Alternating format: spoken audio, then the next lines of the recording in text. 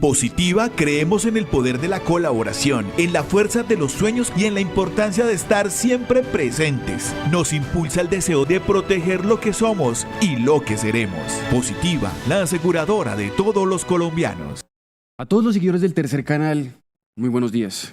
Sean bienvenidos a Sin Mordaza, el espacio donde contamos esas historias que en algún momento se quisieron silenciar, ocultar, desaparecer o simplemente amordazar por ciertos pecados, riesgos o inconvenientes que le traerían a ciertos personajes en el contexto de la criminalidad o la obtención y retención de un poder a cualquier costo. Mi nombre es Julián Lampreda. Y el mío, Felipe Martínez. Y estamos aquí, en un nuevo espacio, en una nueva mesa de charla, de conversación, en un espacio en vivo, y esta vez para contar algo bastante complicado.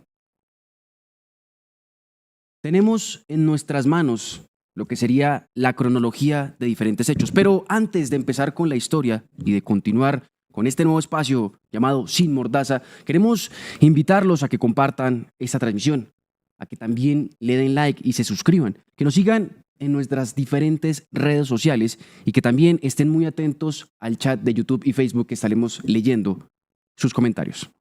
Queremos saludar en este momento a Luz Colorado, Julio César, Alberto Saume, Camilo Castro, que siempre está muy conectado con el Tercer Canal, José Ruiz, Osvaldo Lazo, y también a todas las personas que se reportan a través del chat de Facebook para que podamos hacer este programa un poco más interactivo y, por supuesto, que nos dejen sus comentarios, reflexiones y opiniones sobre la historia Sin Mordaza del día de hoy. Recuerden que Sin Mordaza está de lunes a viernes a las 9:50 de la mañana para llevarles a ustedes todas esas historias que intentaron amordazar, que intentaron silenciar y que hoy revivimos aquí en el Tercer Canal.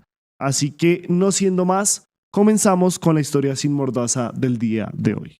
Álvaro Uribe Vélez, los testigos comprados y también el fraude a la justicia.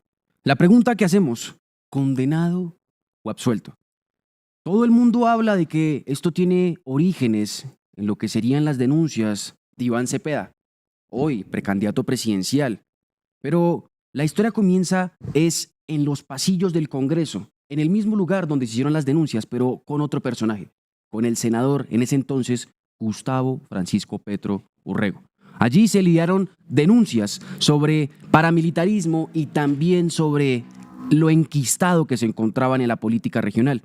De los primeros debates que se tiene registro sobre estos hechos y que también dan inicio a las denuncias saca Iván Cepeda son entre el 2006 y 2007, cuando el entonces senador Gustavo Petro habló sobre la parapolítica y también cómo ciertas convivir habían sido promovidas, impulsadas, queridas, por decirlo así, por el hoy expresidente Álvaro Uribe Vélez. Convivir que ya la historia las conoce y que han servido como fachada para el fortalecimiento de estructuras criminales.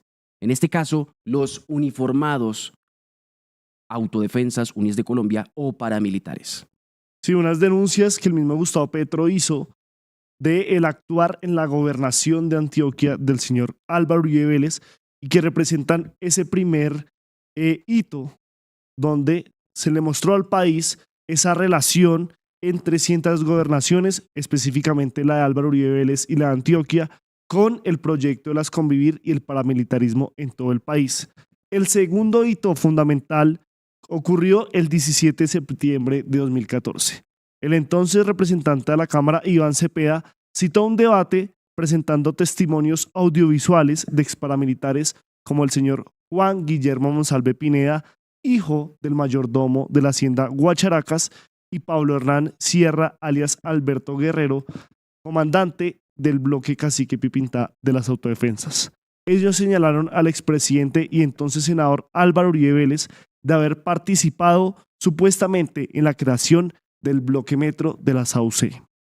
Juan Guillermo Monsalve Pineda, hijo del mayordomo de las haciendas Guacharacas, propiedad de los Uribe en los años 90, dijo que el comandante militar del bloque metro era el señor Álvaro Uribe Vélez. Él no solo vinculó a Uribe con la creación de este bloque metro para limpiar la zona del Ejército de Liberación Nacional, ELN, sino también hizo una declaración temeraria y directa. Afirmó que en la jerarquía de esa organización Álvaro Uribe era el comandante de todo lo militar, situándolo por encima de los jefes paramilitares operativos y señalándolo de dar órdenes de combate. Los socios de Uribe, los Gallón Henao, fueron involucrados los hermanos Luis y Santiago Gallón Henao, ganaderos y narcotraficantes, quienes dijeron que pues estos paramilitares, este testimonio de Juan Guillermo Monsalve decía que los Uribe y los Gallón eran socios y vecinos y que juntos financiaron este grupo armado. El otro testigo estrella en este proceso es el señor Pablo Hernán Sierra, alias Alberto Guerrero, el cual también nosotros entrevistamos en la cárcel de Cómbita, que ustedes pueden ver esa entrevista completa en nuestro canal de YouTube, excomandante del bloque Cacique Pipintá, quien confirmó que Uribe era el referente político y cabeza del paramilitarismo en esta región. La reacción de Álvaro Uribe fue denunciar a Iván Cepeda ante la Corte Suprema, acusándolo de fabricar estos testimonios a cambio de asilo y dinero. En respuesta, Álvaro Uribe pues decidió emprender toda una batalla jurídica contra el hoy precandidato a la presidencia, el señor Iván Cepeda Castro. 4 años duró esa batalla, Julián y Autencia. 4 largos años, hasta que, por cuestiones de la vida, por cuestiones del azar, o quizás porque se sabía lo que se estaba realizando en el caso del expresidente, el efecto boomerang le llegó. O más bien, algunos pensarían que el karma. El 16 de febrero, exactamente en el 2018, la Sala de Casación Penal de la Corte Suprema, con el señor José Luis Barceló, magistrado de esta alta corte, toma una decisión que se convierte histórica y que hoy es la que aquí denominamos el efecto boomerang. Y es el hecho de archivar la investigación en contra del senador Cepeda y en lugar abrir una investigación contra Álvaro Uribe Vélez. ¿Qué fue lo que halló la corte? Indicios de que este señor intentaba manipular testigos para que se retractaran y, evidentemente, dieran la vuelta a lo que estaba diciendo Iván Cepeda. Vamos con uno de los puntos más controversiales en toda esta historia de Sin Mordaza del día de hoy, y es la prueba accidental, la línea 7986. Meses antes, por un error técnico del CTI al intentar interceptar al congresista Nilton Córdoba, se grabó la línea 7686 que pertenecía al expresidente Álvaro Uribe Vélez.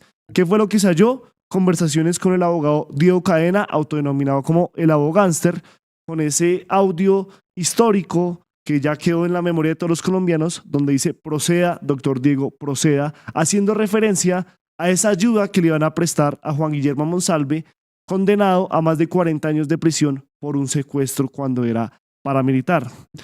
Proceda que usted hace las cosas bien.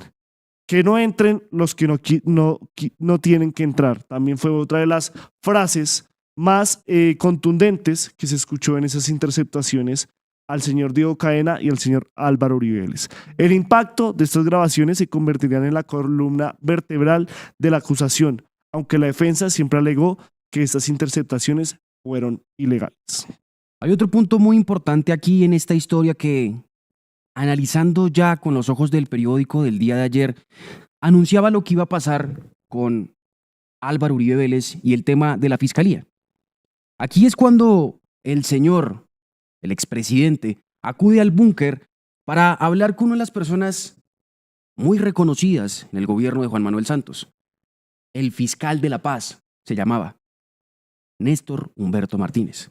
Allí simplemente lo que hacen es entregar un paquete de cartas, un paquete de documentos en donde habían declaraciones apostilladas.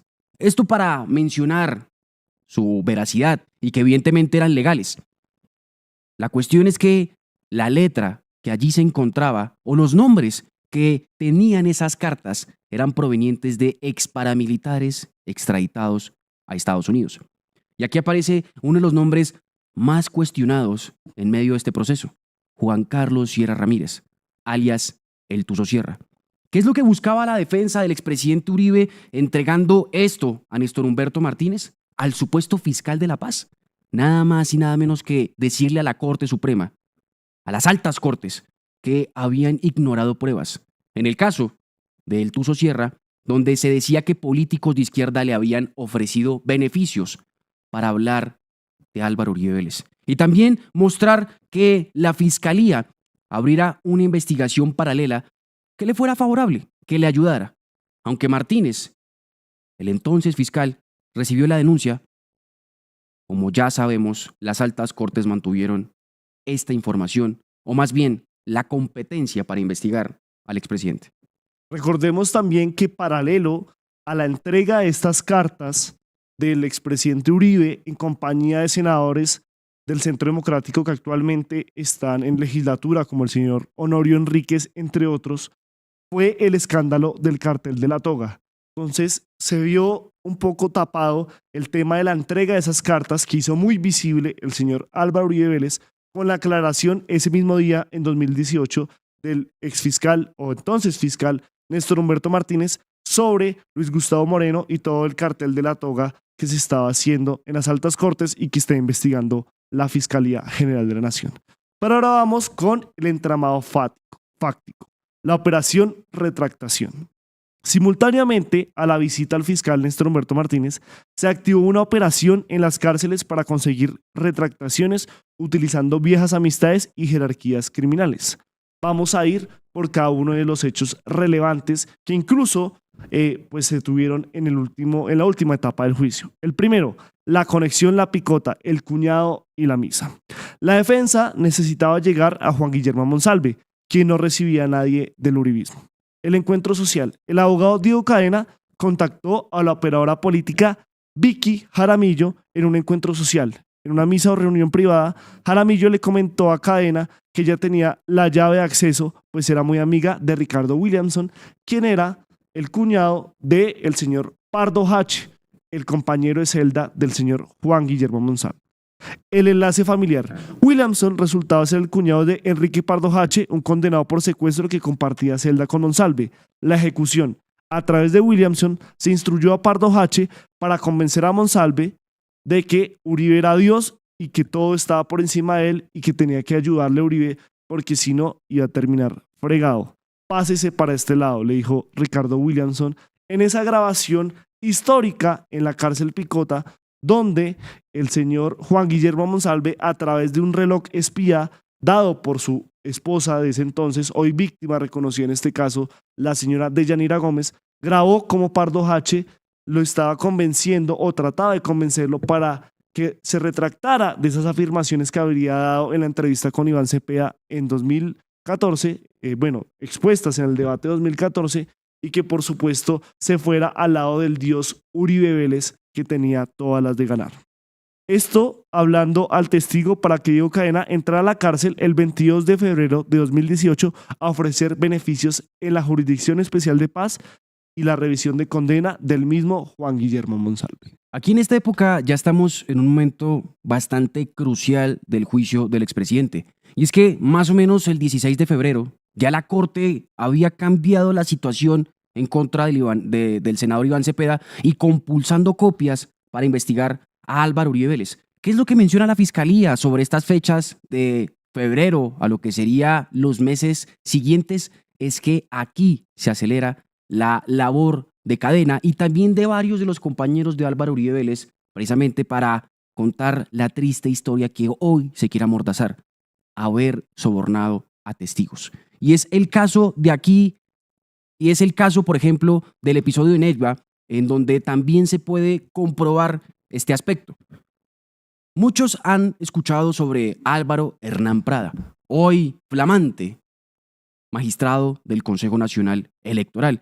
Y allí, él siendo congresista del Centro Democrático, presuntamente habló con una persona que conocía y tenía contacto de cerca con el testigo estrella, el señor Juan Guillermo Monsalve, y es nada más y nada menos que con Carlos Eduardo López, alias Caliche. Allí ellos hablan y tienen lo que sería más o menos como, por decirlo así, una vinculación bastante clara para decir necesito que hable con el señor Juan Guillermo Monsalve. Y es que el señor Carlos Eduardo Caliche, alias Caliche, usa la confianza que tiene con este testigo estrella para decir, hermano, el representante Prada, del cual hoy estamos hablando, magistrado del Consejo Nacional Electoral, me dijo que si usted mandaba un video rectificándose, le arreglaban su situación jurídica. Mande eso para mostrárselo al viejo, haciendo referencia a Uribe. Aquí estamos hablando de que Carlos Eduardo López Callejas, alias Caliche, era un exmiembro de la SAUC que compartió en su momento con Juan Guillermo Monsalve en este grupo criminal, y por eso es que Álvaro Hernán Prada los ve como el puente o el vínculo exacto para llegarle de otra manera al señor Juan Guillermo Monsalve en la cárcel a través de unos chats que también fueron registrados y documentados por la Fiscalía en este proceso. Ahora vamos con los pagos a alias Víctor. El señor Carlos Enrique Vélez, alias Víctor. En la cárcel de Palmira, Diego Cadena contactó al ex paramilitar Carlos Enrique Vélez, alias Víctor. La relación de alias Víctor se remonta a que él era subordinado del señor Pablo Hernán Sierra en el bloque Cacique Pipintá que comandaba alias Alberto Guerrero o Pablo Hernán Sierra, y que su segundo al mando era alias Víctor, quien también habían coincidido en esos temas de la delincuencialidad. La estrategia: la defensa buscó que el subordinado Víctor traicionara a su antiguo jefe Pablo Hernán Sierra, declarando que Sierra mentía contra Uribe por dinero. ¿Y cómo se hacía esto? Se registró que para lograr esta declaración de alias Víctor, Diego Cadena entregó al menos 48 millones de pesos al entorno de alias Víctor, incluyendo a una trabajadora sexual que fungía como la novia de alias Víctor en las visitas conyugales, a su hermana, que también en medio de esta audiencia se conoció que fue el que lo crió después de la muerte de sus padres cuando él era muy pequeño, y que ayudaba al sostenimiento de ella, que era modista, y por supuesto de los hijos de esta persona y de los hijos de alias Víctor. La Fiscalía probó que este dinero fue el precio para destruir la credibilidad de Pablo Hernán Sierra, y por supuesto que el señor alias Víctor se pudiera retractar, incluso con una carta que fue escrita por el mismo Diego Cadena y que solo tenía la firma del señor alias Víctor o el señor Carlos Enrique Vélez, como es su nombre de pila, y que en esa tenía una nota muy particular al final donde decía que esta carta había sido mediante la presión y la redactación del señor Diego Cadena, más conocido como el Abogánster. Ya vamos a entrar en más detalles de toda esta situación, pero saltemos a otro punto curioso por parte de la Fiscalía, y es este proceso trastabillado en donde, luego de la renuncia del expresidente Uribe al Senado para que la Corte no tuviese la investigación y pasase a la justicia ordinaria, en este caso a la Fiscalía, tenemos a varios fiscales que entre el 2021 y 2023 pidieron cerrar el caso 2 veces. Estamos hablando de Gabriel Ramón Jaimes y Javier Fernando Cárdenas. Una situación bastante complicada en donde estos cambios de fiscales siempre se notaba la idea, vuelvo y repito, de cerrar el caso. La jueza Carmen Elena Ortiz y Laura Estella Barrera fueron las mujeres, en este caso, que negaron las peticiones para que el señor Álvaro Uribe Vélez siguiera siendo investigado. Y ya con el tema de la condena, en agosto del 2025, recientemente, la juez 44 penal del circuito, la que hoy muchas personas intentan cuestionar por su labor, la señora Sandra Liliana Heredia, una mujer valiente que se ha visto con la toga al frente del expresidente Uribe, luchando contra titanes, por decirlo así, lo condenó a 12 años de prisión por soborno y fraude procesal, valiéndose de las interceptaciones y también mencionando que Álvaro es el determinador de este esquema para sobornar testigos. Ahí también vale aclarar que en el 2020 la Corte dictó una detención domiciliaria contra el expresidente Uribe, por lo que él, en esa foto tan famosa que él hace de esa detención, decide renunciar al Senado y el caso pasa de la Corte Suprema a la Fiscalía, y es cuando entra todo este detalle de la pedida de prescripción 2 veces durante la fiscalía del señor Francisco Barbosa y de la vicefiscal Marta Mancera, un hecho que incluso se ha repetido con diferentes actores políticos que, para salvarse de su investigador natural como aforados, la Corte Suprema de Justicia deciden renunciar a su fuero para llegar a la fiscalía, que hay que decirlo, Felipe, entró, o sea, en este caso, ha tenido dos administraciones o dos miradas frente al caso Uribe. Una durante la administración de Francisco Barbosa y otra durante la administración de Luz Adriana Camargo, algo que deja ciertas dudas frente al actuar de la justicia cuando el máximo ente investigador y acusador en Colombia, la Fiscalía General de la Nación, es ternado por el presidente de la República. Aunque la cuestión ahí, Julián, también hay que entender, y pese a que haya este cambio, por ejemplo, en los máximos directivos del ente acusador, lo que se menciona es que la persona, el fiscal que se encontró allí para decir vamos a juicio, era de la sombra de Francisco Barbosa, no parte de Luz Adriana Camargo. Entonces hay ahí como un pequeño vacío por entender si hubo una presión por parte de la alta fiscalía para que este señor que hacía parte de Francisco Barbosa continuara, o más bien era la iniciativa de él. Es algo que igual quedan las dudas, pero la cuestión es la siguiente. El fiscal era de Francisco Barbosa, pese a que se haya cambiado la administración con Luz Adriana Camargo. Sí, pero al final los que hacen la acusación y llevan a juicio es durante la administración de Luz Adriana Camargo, ¿no? A pesar de que fuera el mismo fiscal que había designado el señor Francisco Barbosa, eso no se hubiera podido dar si la cabeza de la fiscalía no hubiera cambiado. Y también hablamos de la intermediación que tuvo otro exfiscal general de la Nación, el señor Néstor Humberto Martínez, e inclusive también cómo al interior de este proceso se incluye el nombre de otro exfiscal, el señor Eduardo Montalegre, que es quien es hoy víctima en este proceso por unos señalamientos de haber inducido a llevar este proceso durante su administración, igual que el del señor Jaime Perdomo, quien también pues, fue colaborador del señor Eduardo Montalegre durante su administración en la Fiscalía General de la Nación. Estamos también hablando de que pues, la justicia o la administración de justicia, también el papel que ha tenido la Fiscalía ha sido muy cuestionado de lado y lado en este proceso, primero por actuar casi como un defensor de Álvaro Uribe Vélez pidiendo la preclusión en varias oportunidades y después pues llevándolo ya a un juicio, como en toda la historia que hemos detallado aquí y que terminó, como bien lo dijo Felipe, en agosto de 2025 con la decisión de la jueza 44 penal del circuito, Sandra Liliana Heredia, de condenar a Álvaro Uribe a 12 años de prisión. Pero sigamos, el giro histórico que nadie se esperaba, que muchos pues no tenían en su cabeza, y es la absolución en segunda instancia.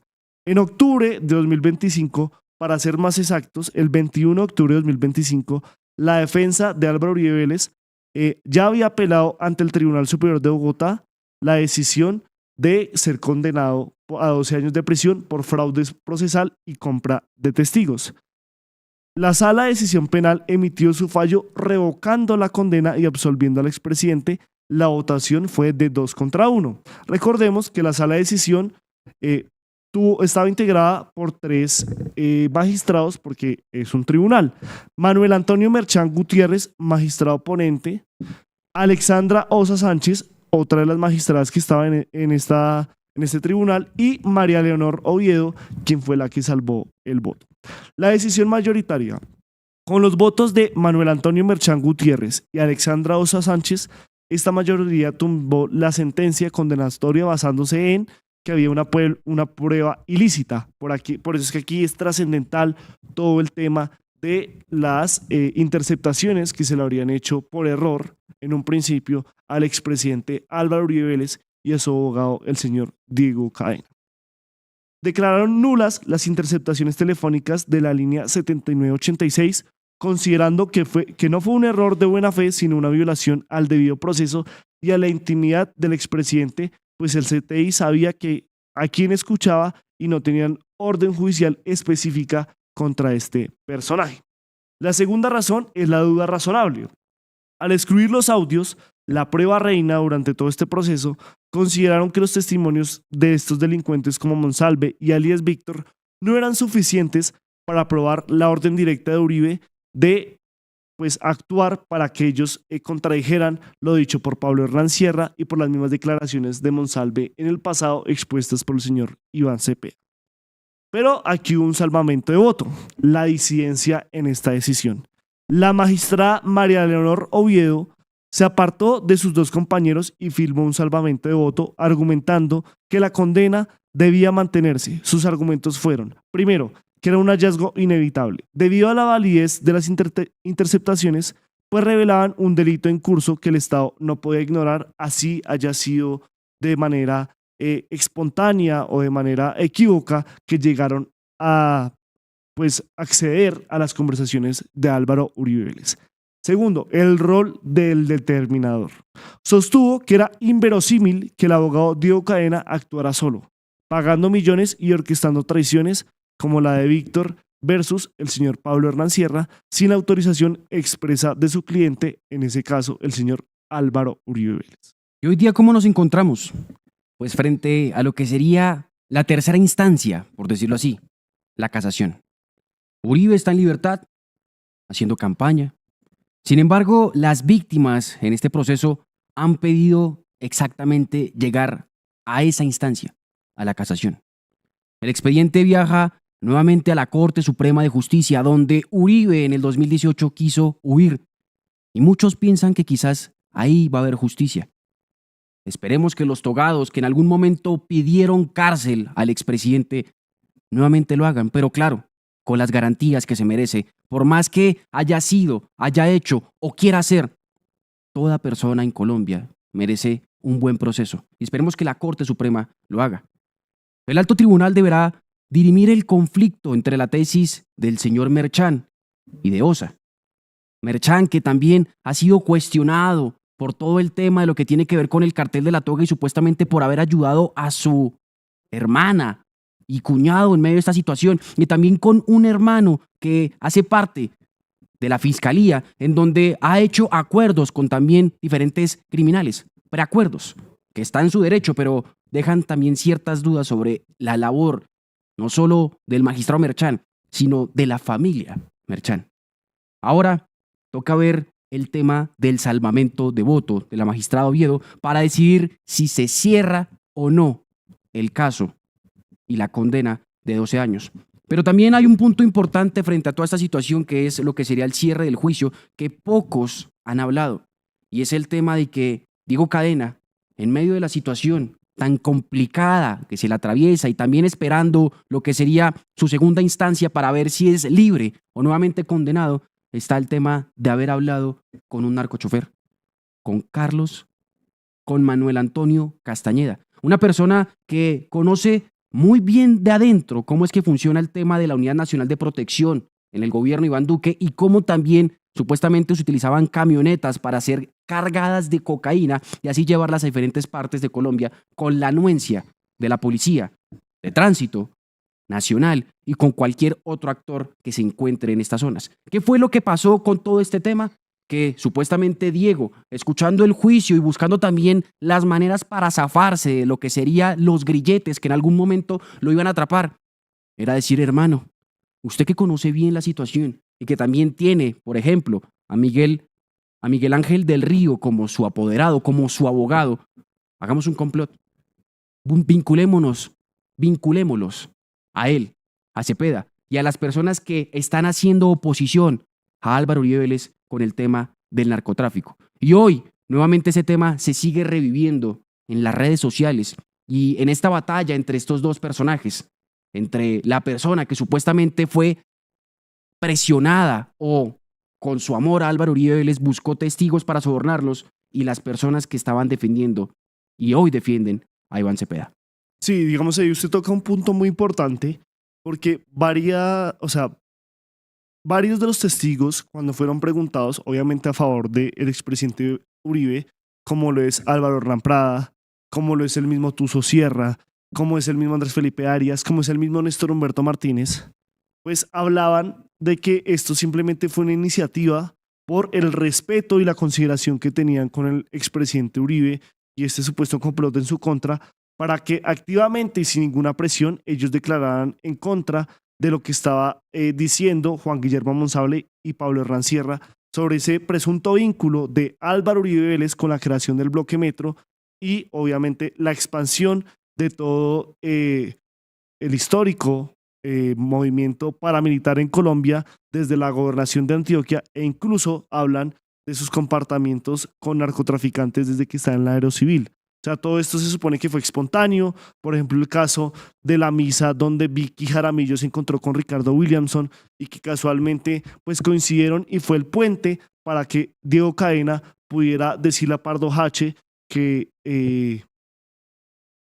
pues optara por, como era su compañero de celda de Juan Guillermo Monsalve, optara para convencer a este ex paramilitar de pues retractarse de lo dicho contra Álvaro Uribe Vélez. Estamos hablando de que pues hay dos posiciones. La primera, que todo esto es un complot contra Álvaro Uribe Vélez y que muchos de sus personajes fueron de manera autónoma. Y la segunda, de las víctimas, la principal víctima en este caso, el señor Iván Cepeda, que todo esto fue pues un tiro que le salió por la culata a Álvaro Uribe Vélez y que en medio de su desespero decidió empezar a sobornar testigos y hacer todo este fraude a la justicia, porque es el fraude procesal, engañar a la justicia para que pudiera librarse de esos cuestionamientos que obviamente en el orden jurídico en este momento lo tienen libre después de esa decisión de segunda instancia, pero que a nivel social le han costado mucho al expresidente por las diferentes declaraciones y la atención que ha tenido este juicio, este proceso durante el trasegar de los años y no solo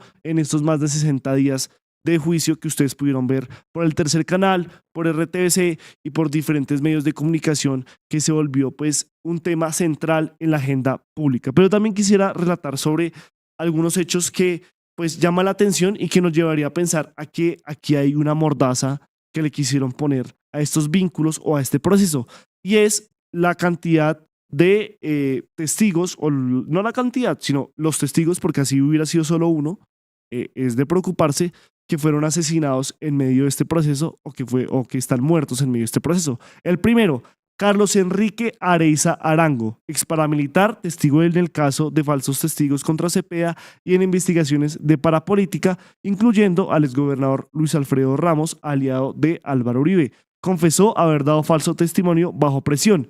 ¿Qué pasó con este personaje? Fue asesinado el 14 de abril del 2018 en Bello, Antioquia, por sicarios en motocicleta en un centro comercial. La Corte Suprema ordenó su protección, pero fue ignorada.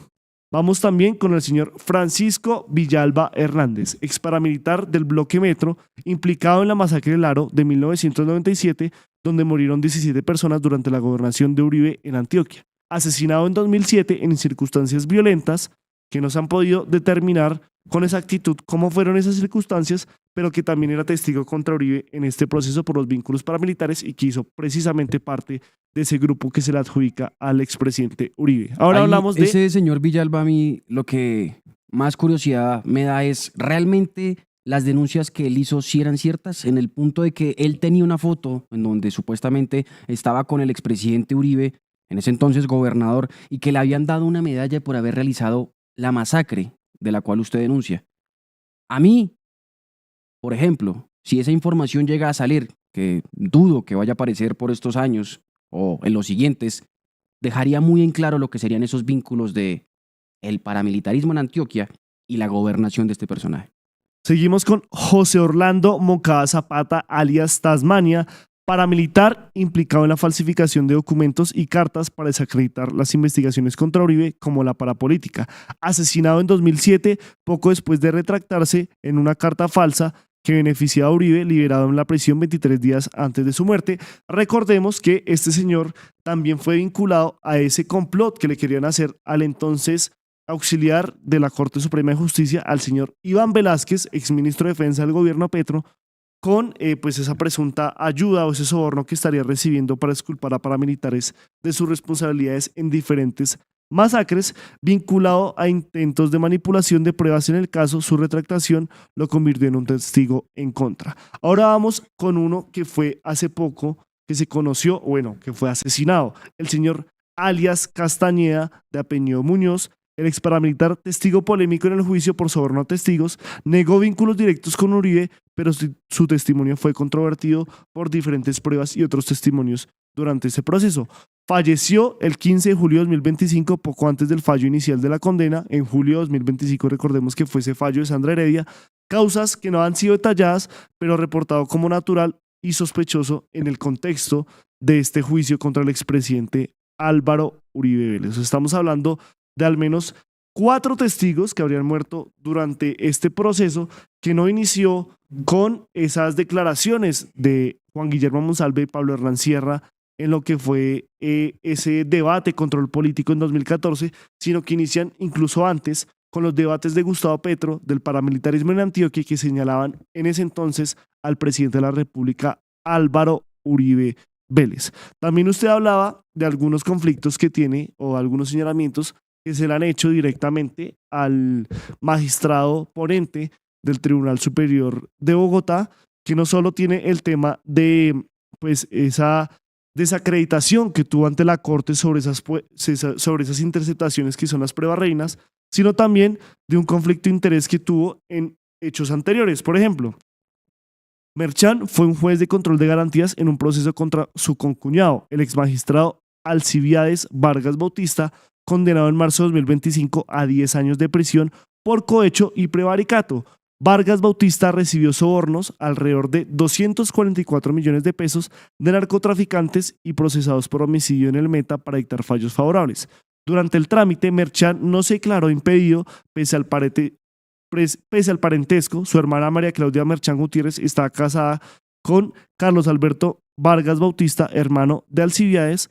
En una audiencia clave, declaró ilegales las interceptaciones telefónicas que eran evidencia principal contra su familiar, lo que generó dudas sobre su imparcialidad y posible favoritismo. Aunque no fue investigado penalmente, el caso ha sido calificado como un conflicto ético por analistas y medios, erosionando la confianza en su criterio judicial. Este episodio resurgió en octubre de 2025 tras su rol en el caso Uribe, con columnas críticas como la de Cecilia Orozco en El Espectador, que lo describe como parte de un entorno de corrupción judicial. Y por supuesto, pasamos al tema del juicio Uribe. Como ponente de la sala de la decisión penal número 19, Merchan lideró la sentencia que absolvió a Álvaro Uribe el 21 de octubre de 2025, declarando ilegales interceptaciones telefónicas de 2018 consideradas válidas por 2 salas de la Corte Suprema de Justicia. Críticos han argumentado que esto viola precedentes de mayor jerarquía y sugiere un sesgo político, especialmente porque Merchan avaló previamente en 2022 la legalidad de esas mismas pruebas en etapas iniciales del proceso. Sectores opositores al uribismo lo acusan de contradecir a la Corte Suprema para favorecer al expresidente, lo que ha generado denuncias de parcialidad y demandas de inhabilidad.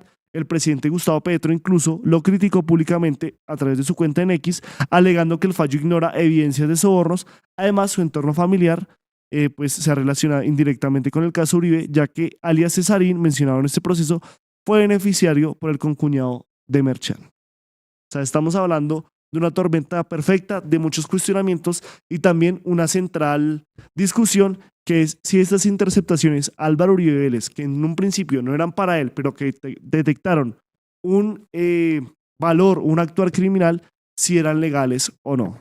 Aquí otra cosa bastante importante que hay que señalar es, el expresidente ha sido reiterativo. Yo nunca me reuní con paramilitares, pero los testigos que aparecen en su lista, muchos se pusieron el fusil en el hombro y un camuflado con la excusa antisubversiva.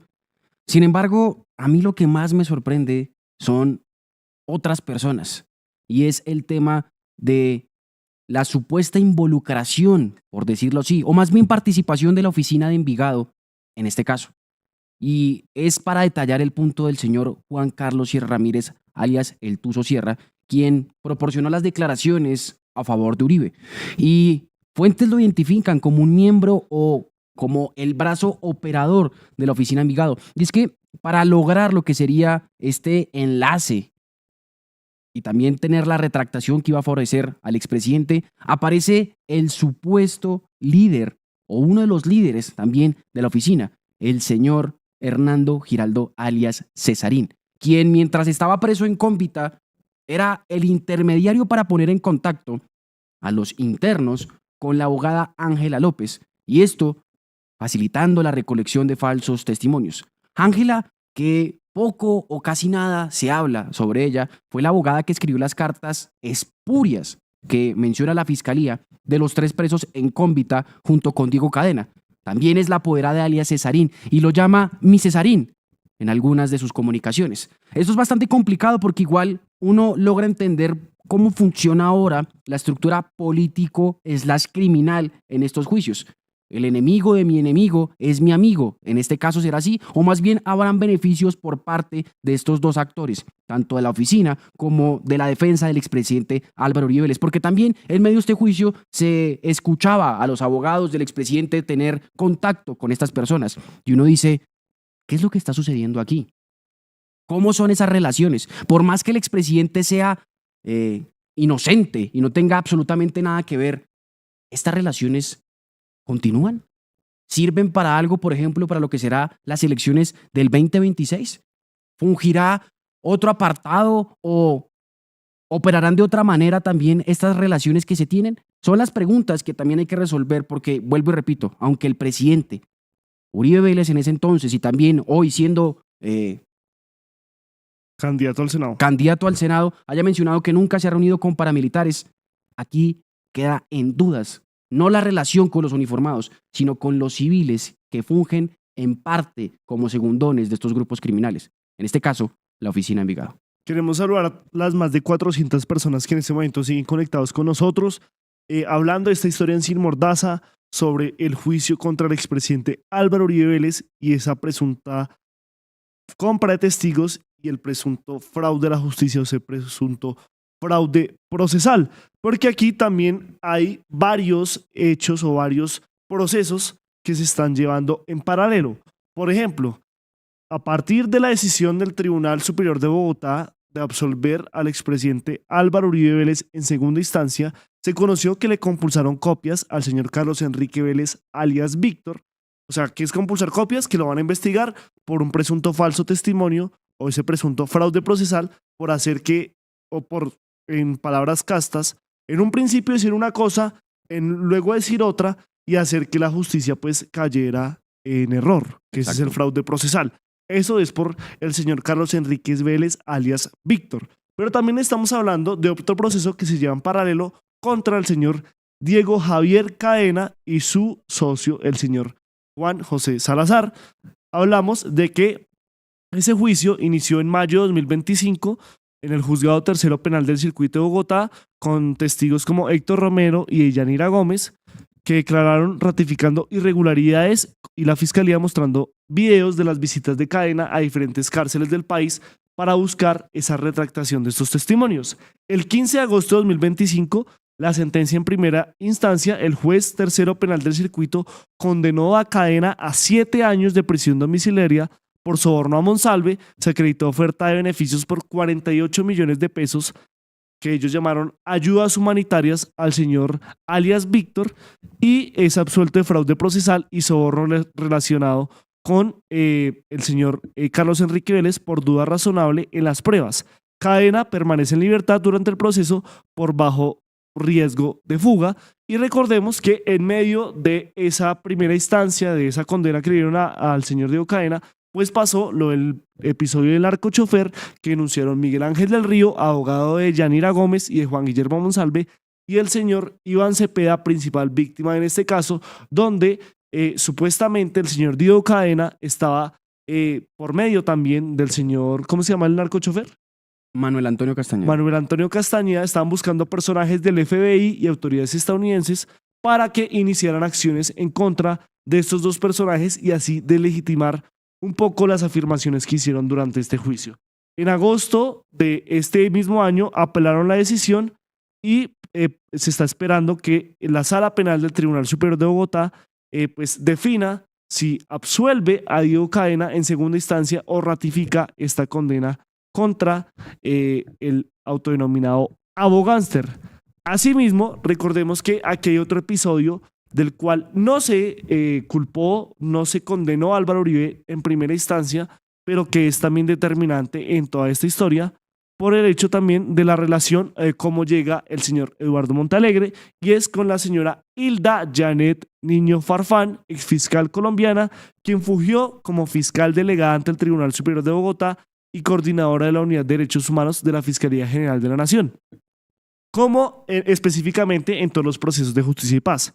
¿Cómo empieza la implicación de Hilda Niño en este proceso contra Álvaro Uribe Vélez? Y es que se centra en un supuesto complot judicial que ella denunció durante la administración de Eduardo Montalegre. Estamos hablando del año 2012-2016.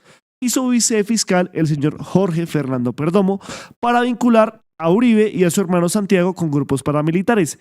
Niño que fue condenada en 2020 a 5 años y 3 meses de prisión por recibir sobornos del narcotraficante Miguel Ángel Munera, alias El Mellizo, para beneficiarlo con la Ley de Justicia y Paz, ha declarado como testigo clave en el juicio, argumentando que su información busca hacer justicia y desmontar los casos de Uribe. O sea, Hilda Niño lo que dice es que cuando ella trabajaba en la fiscalía y estaba la administración del señor Eduardo Montalegre, se enteró que ellos estaban fabricando ese complot contra el señor Álvaro Uribe Vélez por todo este ser enemigos naturales y que nunca compartieron sus ideales. Recordemos que Eduardo Montalegre fue ministro de Justicia del gobierno Petro, incluso tuvo algunos roces con el actual ministro del Interior, Armando Benetti, lo que provocó su salida, pero siempre como que ha estado de este lado en este proceso, ¿no? Estábamos hablando del lado de Iván Cepeda, de Miguel Ángel del Río y de los que están acusando a Uribe de ser determinador en esta compra de testigos en el fraude procesal y por supuesto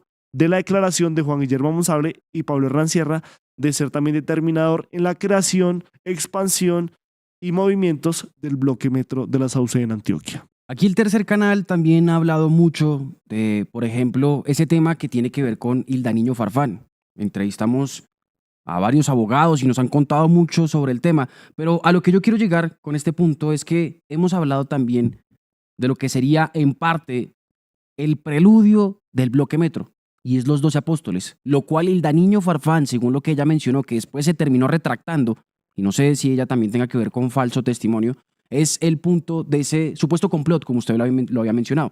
El tercer canal tiene diferentes videos hablando sobre los 12 apóstoles para que usted, inmediatamente se termine esta transmisión, vaya y lo busque, en donde con documentos de la propia fiscalía, sí, la misma a la cual pertenecía Hilda Niño Farfán, mostramos cómo es que diferentes exparamilitares hablan sobre la relación de Santiago Uribe Vélez, alias El Viejo, en este caso, y también el bloque norte lechero, que en un principio se llamaba así, hasta que después descubrieron la participación del cura Gonzalo Palacios, quien en medio de esta situación se uniformaba también supuestamente y era quien, gracias a los testimonios de sus feligreses, señalaba para después que los paramilitares, en este caso los 12 apóstoles, fueran a acabar con las personas. Otra cosa que también hay que mencionar que acaba de salir en últimos momentos, Julián y audiencia, tiene que ver con el tema de la expareja del abogado del Río, la señora Jimena Bustamante, que también ha mencionado el tema de Manuel Antonio Castañeda y también que hay un supuesto complot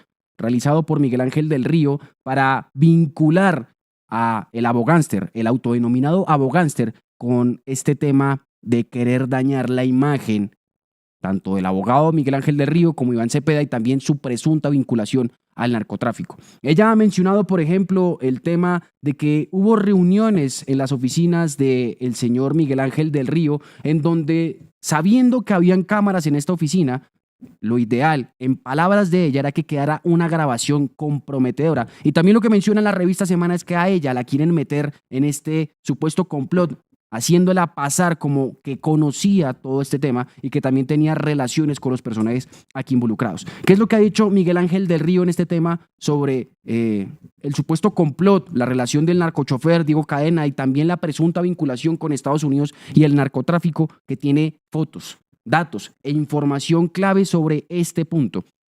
¿Cuál es la tarea que nosotros tenemos aquí en Sin Mordaza? Contactar con el abogado Miguel Ángel del Río y preguntarle qué es lo que está sucediendo con este tema, cuál es la información que tiene y también cómo fue que Diego Cadena presuntamente buscó al narcochofer para vincular en el mundo del narcotráfico a estos personajes para dañar la imagen del expresidente, de Iván Cepeda y también los defensores, en este caso, que quieren ver tras las rejas, en el buen sentido, a Álvaro Uribe Vélez.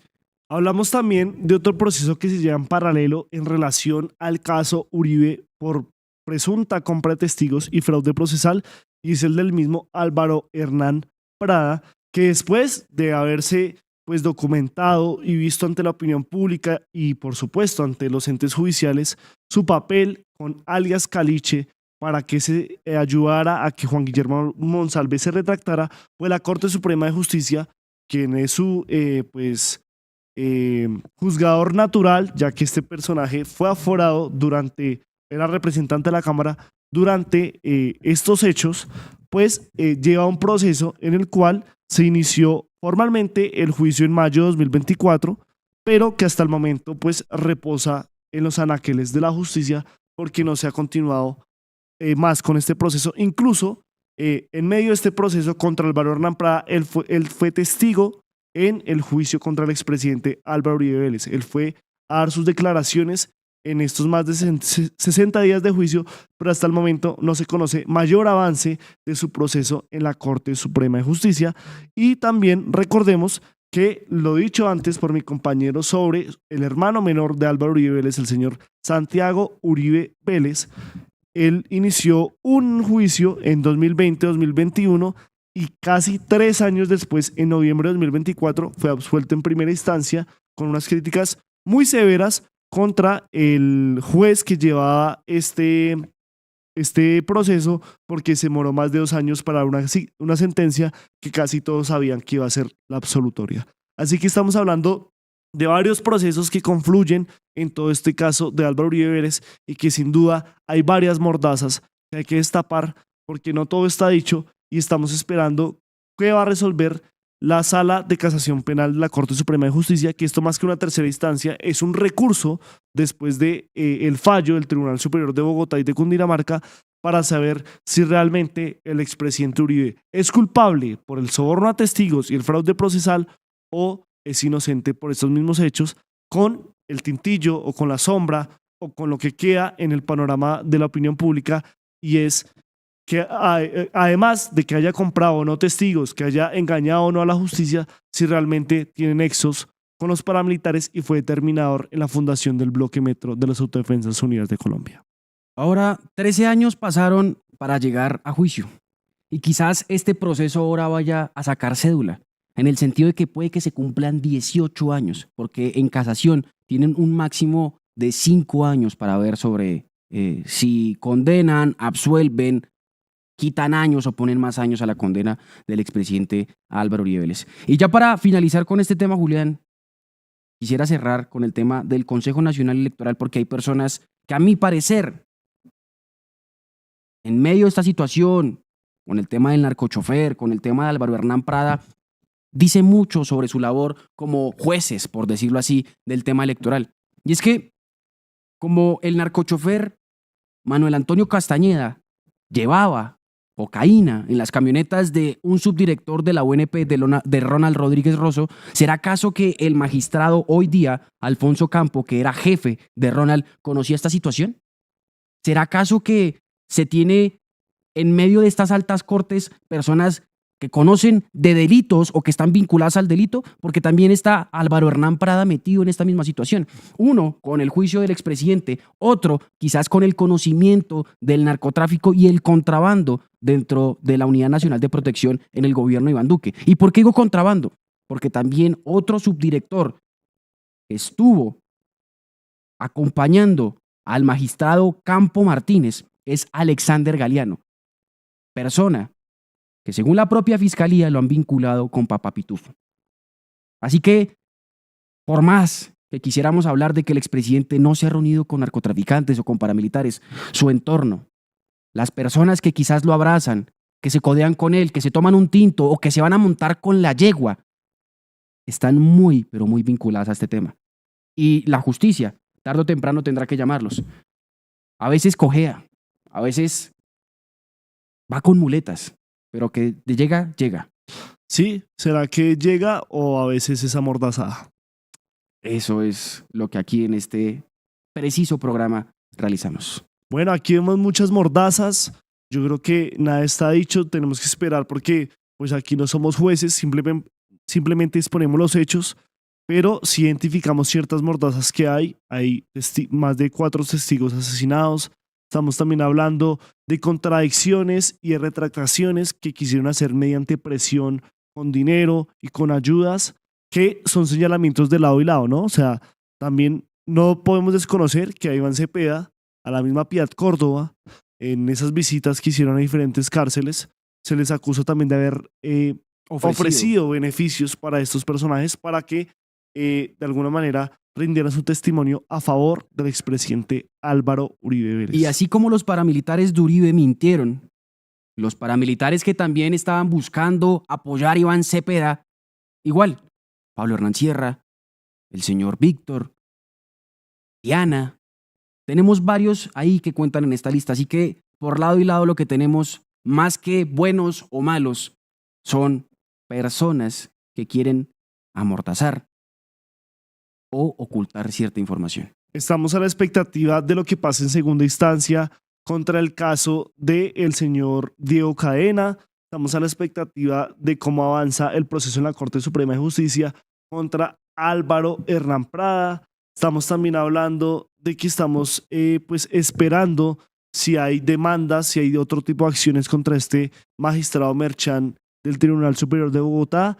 Y por supuesto también qué pasa con Álvaro Uribe en las elecciones de 2026, porque si llega a quedar elegido senador nuevamente, creo que eso cambia totalmente el panorama frente a quién lo juzgaría o no por estos hechos. Y para hablar del panorama político, el viernes tenemos un especial sobre toda esta situación, pero mañana vamos a hablar de los mercenarios. ¿Qué fue lo que se quiso amordazar con el asesinato del presidente de Haití? ¿Cómo es que está la situación en estos momentos de los militares que dejaron el uniforme aquí en Colombia y se fueron a poner la bandera blanca para pintarse cualquier otro color y así asesinar por plata? Mañana en Sin Mordaza. Bueno, antes de despedirnos queremos leer algunos de sus comentarios porque para nosotros es muy importante su retroalimentación. Bienvenidas a esta segunda entrega de Sin Mordaza, hoy con un tema que pues yo creo que es transversal a todos los colombianos. Si hay dos animales políticos en Colombia recientemente, se llaman Gustavo Petro y Álvaro Uribe Vélez, y todos estamos muy pendientes de lo que estaba sucediendo alrededor de ese juicio que lleva más de 14 años. Bueno, un juicio que duró 60 días, pero un proceso que lleva más de 14 años entre el expresidente Álvaro Uribe Vélez y el actual senador y precandidato del pacto histórico, el señor Iván Cepeda Castro.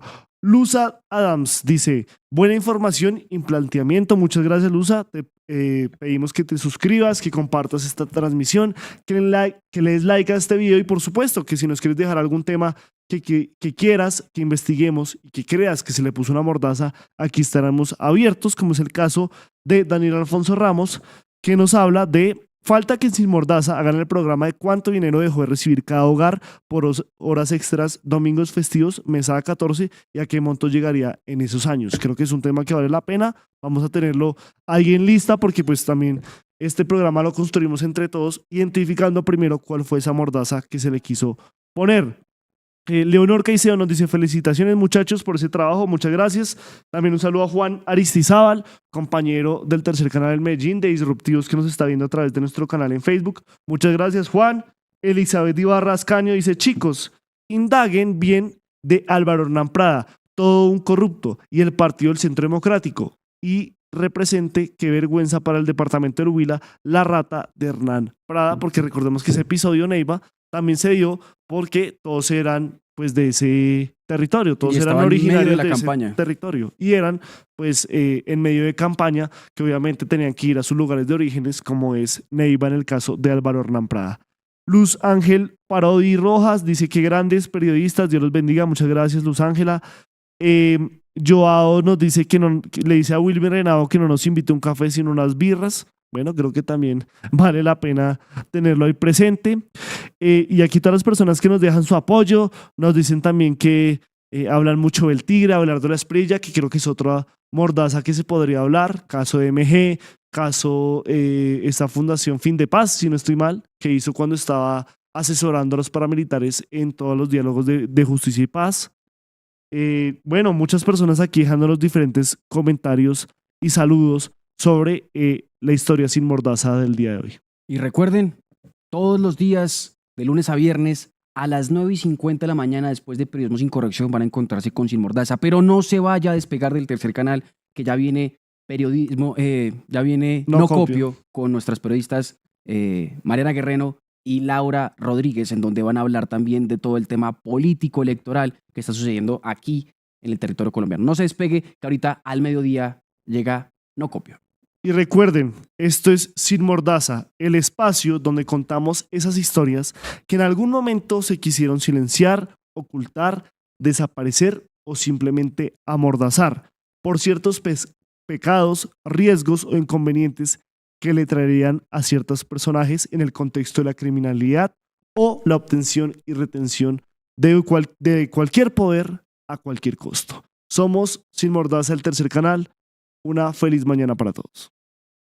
En Positiva creemos en el poder de la colaboración, en la fuerza de los sueños y en la importancia de estar siempre presentes. Nos impulsa el deseo de proteger lo que somos y lo que seremos. Positiva, la aseguradora de todos los colombianos.